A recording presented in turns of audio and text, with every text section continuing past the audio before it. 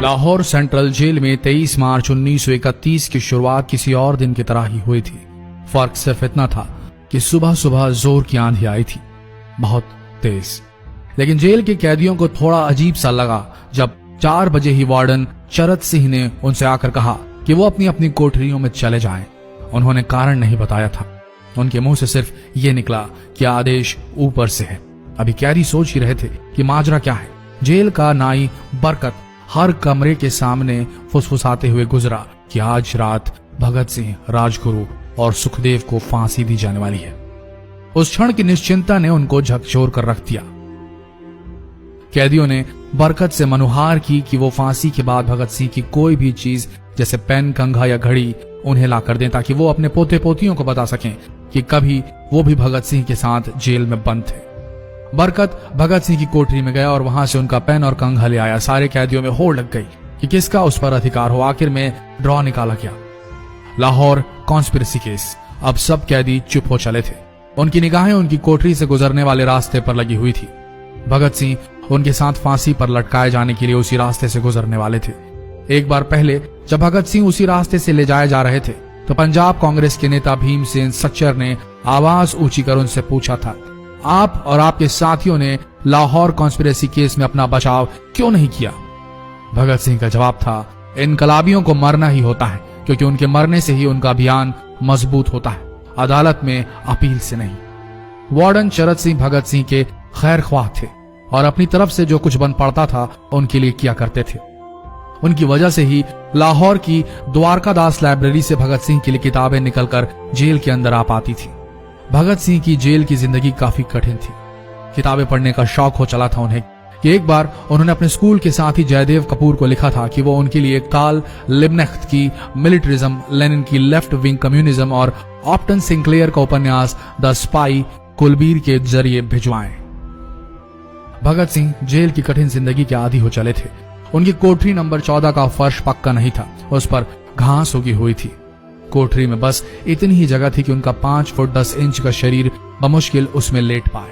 भगत सिंह को फांसी दिए जाने से 2 घंटे पहले उनके वकील प्राणनाथ मेहता उनसे मिलने पहुंचे।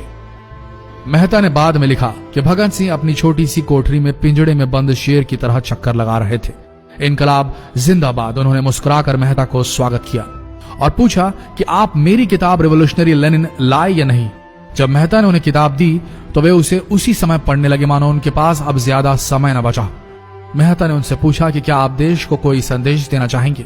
भगत सिंह ने किताब से अपना मुंह हटाए बगैर कहा, सिर्फ 2 संदेश, साम्राज्यवाद मुर्दाबाद और इनकलाब जिंदाबाद। इसके बाद भगत सिंह ने मेहता से कहा कि वो पंडित नेहरू और सुभाष चंद्र बोस को मेरा धन्यवाद पहुंचा दे जिन्होंने मेरे केस में गहरी रुचि ली थी। भगत सिंह से मिलने के बाद मेहता राजगुरु से मिलने उनकी कोठरी पहुंचे। राजगुरु के अंतिम शब्द थे, हम लोग जल्द मिलेंगे। सुखदेव ने मेहता को याद दिलाया कि वो उनकी मौत के बाद जेलर से वो कैरम बोर्ड ले लें जो उन्होंने उन्हें कुछ महीने पहले दिया था। मेहता के जाने के थोड़ी देर बाद जेल अधिकारियों ने तीनों क्रांतिकारियों को बता दिया कि उनको वक्त से 12 घंटे पहले ही फांसी दी जा रही है। अगले दिन सुबह 6 बजे की बजाय उन्हें उसी शाम 7 बजे फांसी पर चढ़ा दिया जाएगा। भगत सिंह मेहता द्वारा दी गई किताब के कुछ पन्ने ही पढ़ पाए थे। उनके मुंह से निकला, क्या आप मुझे इस किताब का एक अध्याय भी खत्म करने नहीं देंगे? भगत सिंह ने जेल के मुस्लिम सफाई कर्मचारी बेबे से अनुरोध किया कि वो उनके लिए उनको फांसी दिए जाने से 1 दिन पहले शाम को अपने घर से खाना जरूर लाएं। लेकिन बेबे भगत सिंह की इच्छा पूरी नहीं कर सके क्योंकि भगत सिंह को 12 घंटे पहले फांसी देने का फैसला ले लिया गया और बेबे जेल के गेट के अंदर ही नहीं घुस पाए। थोड़ी देर बाद तीनों क्रांतिकारियों को फांसी की तैयारी के लिए उनकी कोठरियों से बाहर निकाला गया। भगत सिंह, राजगुरु और सुखदेव ने अपने हाथ जोड़े और अपना प्रिय आजादी गीत गाने लगे। कभी वो दिन भी आएगा कि जब आजाद होंगे हम, या अपनी ही जमीन होगी या अपना आसमान होगा। फिर इन तीनों का एक एक करके वजन लिया गया। सबके वजन बढ़ गए थे। इन सब से कहा गया कि अपना आखिरी स्नान करें। फिर उनको काले कपड़े पहनाए गए लेकिन उनके चेहरे खुले रहने दिए गए। चरत सिंह ने भगत सिंह के कान में फुसफुसा कर कहा कि वाहे गुरु को याद करो। फांसी का तख्ता भगत सिंह लिए बोले, पूरी जिंदगी मैंने ईश्वर को याद नहीं किया। असल में मैंने कई बार गरीबों के कलेश के लिए ईश्वर को कोसा भी है। अगर मैं अब उनसे माफी मांग लूं तो वो कहेंगे कि इससे बड़ा डरपोक कोई नहीं। इसका अंत नजदीक आ रहा है, इसलिए ये माफी मांग रहा है। जैसे ही जेल की घड़ी ने 6 बजाया, कैदियों ने दूर से आती कुछ पद चांपें सुनी। उनके साथ भारी बूटों के जमीन पर पड़ने की आवाजें भी आ रही थी। साथ में एक गाने का भी दबा स्वर सुनाई दे रहा था। सरफरोशी की तमन्ना अब हमारे दिल में है। सभी को अचानक जोर जोर से इनकलाब जिंदाबाद और हिंदुस्तान आजाद हो किनारे सुनाई देने लगे। फांसी का तख्ता पुराना था, लेकिन फांसी देने वाला काफी तंदुरुस्त।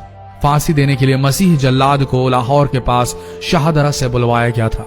भगत सिंह इन तीनों के बीच में खड़े थे। भगत सिंह अपनी मां को दिया गया वो वचन पूरा करना चाहते थे कि वो फांसी के तख्ते से इनकलाब जिंदाबाद का नारा लगाएंगे।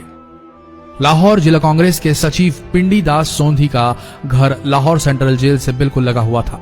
भगत सिंह ने इतनी जोर से इनकलाब जिंदाबाद का नारा लगाया कि उनकी आवाज सोंधी के घर तक सुनाई दी। उनकी आवाज सुनते ही जेल के दूसरे कैदी भी नारे लगाने लगे। तीनों युवा क्रांतिकारियों के गले में फांसी की रस्सी डाल दी गई, उनके हाथ और पैर बांध दिए गए। तभी जल्लाद ने पूछा, सबसे पहले कौन जाएगा? सुखदेव ने सबसे पहले फांसी पर लटकने की हामी भरी। जल्लाद ने एक एक कर रस्सियां खींची और उनके पैरों के नीचे लगे तख्तों को पैर मारकर हटा दिया। काफी देर तक उनके शव तख्तों से लटकते रहे। अंत में उन्हें नीचे उतारा गया और वहां मौजूद डॉक्टरों लेफ्टिनेंट कर्नल जे नेल्सन और लेफ्टिनेंट कर्नल NS सोंधी ने उन्हें मृत घोषित किया। एक जेल अधिकारी पर फांसी का इतना असर हुआ कि जब उससे कहा गया कि वो मृतकों की पहचान करें तो उसने ऐसा करने से इनकार कर दिया। उसे उसी जगह पर निलंबित कर दिया गया अंग्रेजों द्वारा। एक जूनियर अफसर ने यह काम अंजाम दिया। पहले योजना थी कि इन सब का अंतिम संस्कार जेल के अंदर ही किया जाएगा, लेकिन फिर यह विचार त्यागना पड़ा जब अधिकारियों को आभास हुआ कि जेल से धुआं उठते देख बाहर खड़ी भीड़ जेल पर हमला कर सकती है। इसलिए जेल की पिछली दीवार तोड़ी गई। उसी रास्ते से ट्रक जेल के अंदर लाया गया और उस पर बहुत अपमानजनक तरीके से उन शवों को एक सामान की तरह लाद दिया गया। पहले तय हुआ था कि उनका अंतिम संस्कार रावी के तट पर किया जाएगा, लेकिन रावी में पानी बहुत ही कम था, इसलिए सतलज के किनारे शवों को जलाने का फैसला लिया गया। उनके पार्थिव शरीर को फिरोजपुर के पास सतलज के किनारे लाया गया। तब तक रात के 10 बज चुके थे। इस बीच उप पुलिस अधीक्षक कसूर सुदर्शन सिंह कसूर गांव से एक पुजारी जगदीश अचरज को बुला लाए। अभी उनमें आग लगाई ही गई थी कि लोगों को इसके बारे में पता चल गया। जैसे ही ब्रितानी सैनिकों ने लोगों को अपनी तरफ आते देखा, वो शवों को वहीं छोड़कर अपने वाहनों की तरफ भागे। सारी रात गांव के लोगों ने उन शवों के चारों ओर पहरा दिया। अगले दिन दोपहर के आसपास जिला मजिस्ट्रेट की दस्तखत के साथ लाहौर के कई इलाकों में नोटिस चिपकाया गया, जिसमें बताया गया कि भगत सिंह, सुखदेव और राजगुरु का सतलज के किनारे हिंदू सिख रीति से अंतिम संस्कार कर दिया गया है। तो ये थे भगत सिंह की जिंदगी के वो 12 आखिरी घंटे। आशा करते हैं इस वीडियो में सुनाई गई ये कहानी आज युवा पीढ़ी के दिलों में मर चुके देशभक्ति को जगाने में कामयाब होंगी। जितना हो सके इस संदेश को पूरे देश में पहुंचाएं। इस वीडियो को शेयर करें फेसबुक पर, व्हाट्सएप पर, और हो सके तो इस पेज को फॉलो करें ताकि ऐसे ही वीडियोस आप तक सही समय पर पहुंच सके। मिलते हैं अगले वीडियो में, तब तक के लिए आप सबका धन्यवाद।